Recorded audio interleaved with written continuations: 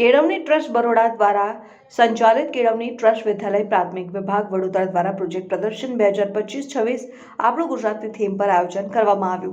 વડોદરાના quota stadium પાછળ આવેલ કેળવણી ટ્રસ્ટ બરોડા દ્વારા સંચાલિત કેળવણી ટ્રસ્ટ વિદ્યાલય પ્રાથમિક વિભાગ વડોદરા દ્વારા પ્રોજેક્ટ પ્રદર્શનનું આયોજન કરવામાં આવ્યું, જેમાં કેળવણી ટ્રસ્ટના પ્રમુખ પુષ્પાબેન પટેલ, કેળવણી ટ્રસ્ટના સેક્રેટરી સુરેન્દ્રભાઈ પટેલ, એડમિનિસ્ટ્રેટર અને આચાર્ય ચાર્મીબેન ગાંધી, આચાર્ય કિનરીબેન જાની, ડોક્ટર પ્રદીપભાઈ જોશી, બધીશભાઈ પટેલ તમામ દ્વારા રિબિન કાપીને ઉદ્ઘાટન કરવામાં આવ્યું હતું, જેમાં ખૂબ જ સરસ બાળકોએ અલગ અલગ ગીતો પરફોર્મન્સ કર્યું હતું અને સ્વાગત કર્યું હતું। તમામ મહેમાનોને અલગ અલગ ધોરણના બાળકોએ સરસ પ્રોજેક્ટ બનાવવામાં આવ્યા હતા અને સ્કૂલના ટ્રસ્ટીઓને પ્રોજેક્ટ પ્રદર્શનની મુલાકાત લીધી હતી અને આ પ્રોજેક્ટ આપણું ગુજરાતની થીમ ઉપર બાળકોએ સરસ પ્રોજેક્ટ બનાવવામાં આવ્યા હતા।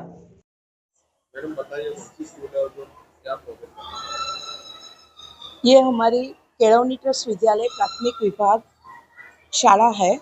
उसमें हमने आज गुजरात अपनों गुजरात थीम पर हमने आज प्रोजेक्ट प्रदर्शन किया है।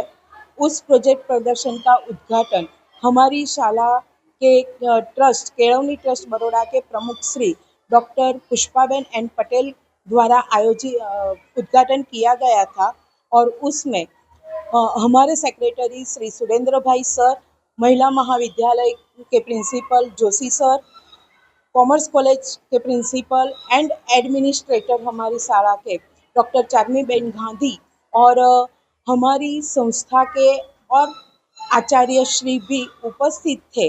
और हमने ये हमारी शाला में अपनों गुजरात के अंदर से नरेंद्र मोदी स्टेडियम, साथ में Sardar Patel statue of unity का आयोजन, बहुत सारे प्रोजेक्ट उस तरह का रखे थे और हमने वो बच्चों ने और हमारे टीचर्स ने उसमें बहुत मेहनत की है और हमारा प्रदर्शन को सफल बनाने की जो भी कोशिश की है और हम सफल हुए हैं। इसीलिए मैं हमारे किन्नरी जानी सभी टीचर्स और विद्यार्थियों को आभार व्यक्त करती हूँ। खूब खूब धन्यवाद।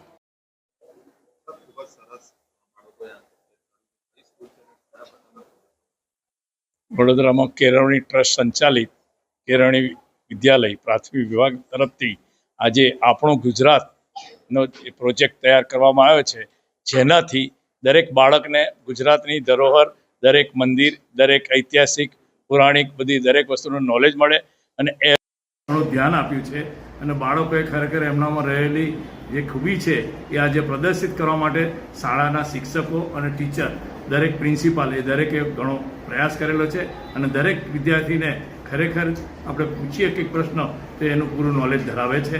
એ ખરેખર આનંદની વાત છે।